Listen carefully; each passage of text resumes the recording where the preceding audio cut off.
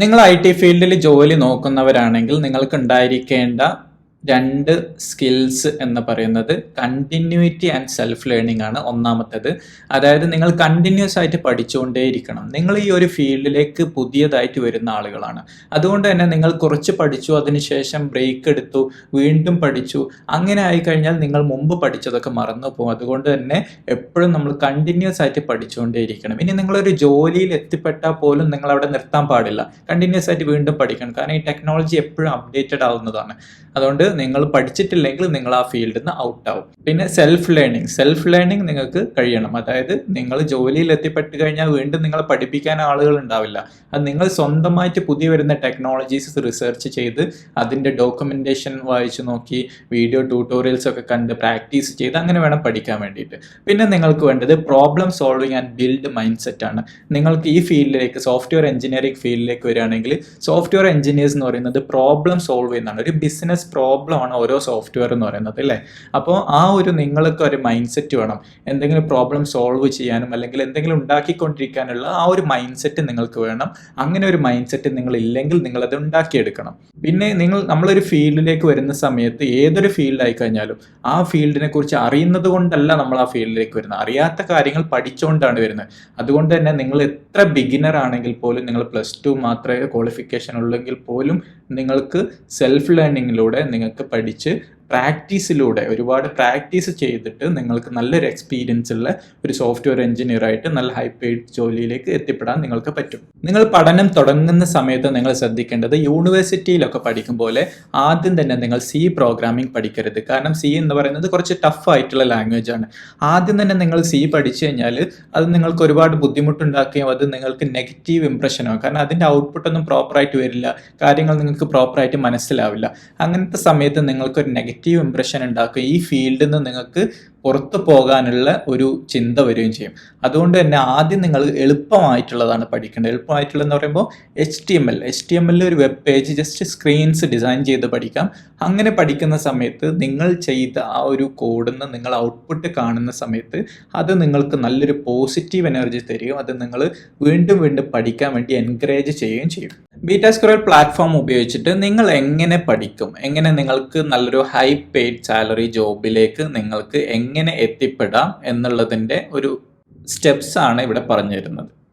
നിങ്ങൾ ചെയ്യേണ്ടത്, ഞങ്ങൾ പ്രിപ്പയർ ചെയ്തിട്ടുള്ള സിലബസ് എന്ന് പറയുന്നത് നല്ലൊരു റോഡ് മാപ്പാണ് പ്രിപ്പയർ ചെയ്തിട്ടുള്ളത്. നിങ്ങൾക്ക് ഏത് രീതിയിലാണ് പഠിക്കേണ്ടത് എന്നുള്ളത് പ്രോപ്പറായിട്ട് എക്സ്പ്ലെയിൻ ചെയ്യുന്ന സ്റ്റെപ്പ് ബൈ സ്റ്റെപ്പ്, അതായത് ഒരു ബിഗിനർ എന്ന നിലയിൽ നിങ്ങൾക്ക് കമ്പ്യൂട്ടർ തീരെ അറിയാത്ത ആളാണെങ്കിൽ പോലും നിങ്ങളെ പഠിപ്പിക്കുന്ന രീതിയിലുള്ള ഒരു റോഡ് മാപ്പാണ് ഞങ്ങൾ ക്രിയേറ്റ് ചെയ്തിട്ടുള്ളത്. അതുകൊണ്ട് തന്നെ നിങ്ങൾ ആ സ്റ്റെപ്സ് ഫോളോ ചെയ്യുക. ഓരോ വീഡിയോസും കണ്ടു കഴിഞ്ഞതിന് ശേഷം അത് പ്രാക്ടീസ് ചെയ്ത് നോക്കുക. അടുത്ത വീഡിയോയിലേക്ക് പോകുന്നതിന് മുമ്പ് ഈ വീഡിയോയിൽ പറഞ്ഞത് എന്താണോ അത് ഓരോന്ന് സ്റ്റെപ്പ് ബൈ സ്റ്റെപ്പ് നിങ്ങൾ ചെയ്ത് നോക്കുക. അതിൽ എന്തെങ്കിലും എറേഴ്സോ മറ്റോ ഉണ്ടെങ്കിൽ നിങ്ങൾ ആ വീഡിയോയിൽ തന്നെ കമൻറ്റ് ചെയ്ത് ചോദിക്കുക, ഞങ്ങൾ മറുപടി തരുന്നതാണ്. അതേപോലെ തന്നെ നിങ്ങൾക്ക് ഒരു സ്ട്രെച്ചിൽ വീഡിയോ ഒരു ഫാസ്റ്റ് ആണെന്ന് തോന്നുന്നുണ്ടെങ്കിൽ, അത് പെട്ടെന്ന് മനസ്സിലാവുന്നില്ല എന്നുണ്ടെങ്കിൽ നിങ്ങൾ അത് സ്പീഡ് കുറച്ചുകൊണ്ട്, യൂട്യൂബിൻ്റെ വീഡിയോ സ്പീഡ് കുറച്ച് കാണാൻ പറ്റുന്ന സ്പീഡ് കുറച്ചുകൊണ്ടോ അല്ലെങ്കിൽ ഓരോ ഭാഗങ്ങൾ പോസ് ചെയ്ത് വെച്ച് അത് നോക്കി ചെയ്ത് നോക്കുക, മനസ്സിലാക്കി ചെയ്ത് നോക്കുക. അങ്ങനെ ചെയ്ത് നോക്കി വീണ്ടും വീണ്ടും റിപ്പീറ്റ് ചെയ്ത് നോക്കി പിന്നെ വീണ്ടും അതേപോലെയുള്ള വേറെ എക്സാമ്പിൾസ് നിങ്ങൾ സ്വന്തമായിട്ട് ചെയ്ത് നോക്കുക. അങ്ങനെയാണ് നിങ്ങൾ പഠിക്കേണ്ടത്. പിന്നെ അതേപോലെ നിങ്ങളൊരു യൂട്യൂബ് ചാനലിൽ വന്നു കഴിഞ്ഞാൽ, ഞങ്ങൾ യൂട്യൂബിൻ്റെ ചാനൽ youtube.com/@betasquirrel എന്നാണ്. അപ്പോൾ ആ ഒരു ചാനലിൽ വന്നു കഴിഞ്ഞാൽ, സാധാരണ ഏത് യൂട്യൂബ് ചാനലാണെങ്കിൽ പോലും ആ ഒരു ചാനൽ എടുത്തു കഴിഞ്ഞാൽ അവസാനം അപ്ലോഡ് ചെയ്ത വീഡിയോസ് ആയിരിക്കും മുകളിൽ ഉണ്ടാവുക. അപ്പം നിങ്ങൾ ഈ രീതിയിൽ വീഡിയോസ് കാണാൻ ശ്രമിക്കരുത്. അവസാനം അപ്ലോഡ് ചെയ്ത വീഡിയോസ് കാണരുത്. അതിന് പകരം നിങ്ങൾ ആദ്യം അപ്ലോഡ് ചെയ്ത വീഡിയോ ആദ്യം കാണണം, ആ രീതിയിൽ. അതുകൊണ്ട് തന്നെയാണ് ഞങ്ങൾ ഓരോ വീഡിയോന് തംബ്നെയിലിൽ നമ്പർ കൊടുത്തിട്ടുള്ളത്. അപ്പോൾ ആ നമ്പറിൻ്റെ ഓർഡറിൽ തന്നെ കാണണം. അല്ലെങ്കിൽ നിങ്ങൾ പ്ലേലിസ്റ്റിൽ പോയതിന് ശേഷം യൂട്യൂബ് ചാനലിലെ പ്ലേലിസ്റ്റിൽ പോവുക.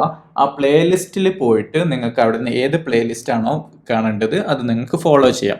എല്ലാ വീഡിയോസും ഉള്ള നമ്മളുടെ മെയിൻ കോഴ്സിൻ്റെ പ്ലേലിസ്റ്റ് എന്ന് പറയുന്നത് ബിക്കം മാസ്റ്റർ വിത്തൗട്ട് ബാച്ചിലേഴ്സ്. ഇതാണ് നമ്മളൊരു മെയിൻ പ്ലേലിസ്റ്റ്. ഈ ഒരു വീഡിയോ എടുത്തു കഴിഞ്ഞാൽ നിങ്ങൾക്ക് അതിൻ്റെ ആ ഓരോ വീഡിയോസും ഓർഡറിൽ നിങ്ങൾക്ക് കാണാൻ പറ്റും. അപ്പോൾ ഓരോന്ന് കണ്ടു കഴിഞ്ഞാൽ ഓട്ടോമാറ്റിക്കലി യൂട്യൂബ് നിങ്ങൾ അടുത്ത വീഡിയോയിലേക്ക് നാവിഗേറ്റ് ചെയ്യും. അപ്പോൾ അതിൽ നിങ്ങൾക്ക് ഓരോ നമ്പേഴ്സ് കാണാൻ പറ്റും. തംബ്നെയിലിൽ നമ്പേഴ്സ് കൊടുത്തിട്ടുണ്ട്. അപ്പോൾ ആ numbers may be in future update ചെയ്യും. ചെയ്യും. അപ്ഡേറ്റ് ചെയ്യുന്നതിനനുസരിച്ച് ഈ വീഡിയോന്റെ പ്ലേലിസ്റ്റും മാറിക്കൊണ്ടിരിക്കും. അതേപോലെ തന്നെ നിങ്ങൾ കാണുന്ന വീഡിയോസ് ലൈക്ക് ചെയ്യാനും കമൻറ്റ് ചെയ്ത് ഞങ്ങളെ സപ്പോർട്ട് ചെയ്യാനും മറക്കരുത്. നിങ്ങൾ മാക്സിമം വീഡിയോസൊക്കെ ലൈക്ക് ചെയ്യുക. അതേപോലെ തന്നെ മറ്റുള്ള സ്റ്റുഡൻസിലേക്കൊക്കെ എത്തിച്ചു കൊടുക്കുക. നിങ്ങളെ ഫ്രണ്ട്സിനും റിലേറ്റീവ്സിനും ആർക്കെങ്കിലുമൊക്കെ ഈ ഒരു മേഖലയിലേക്ക് കടന്നു വരാൻ താല്പര്യം ഉണ്ടെങ്കിൽ അവർക്കൊക്കെ എത്തിച്ചു കൊടുക്കുക. ഈ വീഡിയോസ് കുറച്ചൊക്കെ കണ്ട് നിങ്ങൾ ചെയ്തൊക്കെ നോക്കിയതിന് ശേഷം നിങ്ങൾക്കൊരു അസിസ്റ്റൻസ്, അതായത് ഒരു മെൻറ്റർ വേണം, നിങ്ങൾക്ക് ലൈവായിട്ട് കുറച്ച് ക്ലാസ്സുകളൊക്കെ വേണം, മെൻറ്റർ വേണം നിങ്ങളെ സപ്പോർട്ട് ചെയ്യാൻ എന്ന് തോന്നുന്നുണ്ടെങ്കിൽ ഞങ്ങളെ കോൺടാക്റ്റ് ചെയ്യാം. ഏതെങ്കിലും ഒരു വീഡിയോയിൽ കമൻറ്റ് ചെയ്തിട്ടോ മറ്റോ നിങ്ങൾക്ക് ഞങ്ങളെ കോൺടാക്റ്റ് ചെയ്യാം. അതിനുശേഷം ഞങ്ങൾ മൊബൈൽ നമ്പർ തന്നു കഴിഞ്ഞാൽ ഞങ്ങൾ തിരിച്ചു വിളിക്കും. നിങ്ങൾക്ക് ലൈവ് ക്ലാസ്സിലേക്ക് അഡ്മിഷൻ എടുക്കാം. ഫ്രീ ലൈവ് ക്ലാസ് കൊടുക്കുന്നുണ്ട്. വീക്ക്ലി 3 days നൈറ്റ് ഓൺലൈനായിട്ട് പഠിപ്പിക്കുന്ന, ലൈവായിട്ട് പഠിപ്പിക്കുന്ന ലൈവ് ക്ലാസ് ഉണ്ട്. ആ ക്ലാസ്സിലേക്ക് നിങ്ങൾക്ക് അഡ്മിഷൻ എടുക്കാവുന്നതാണ്.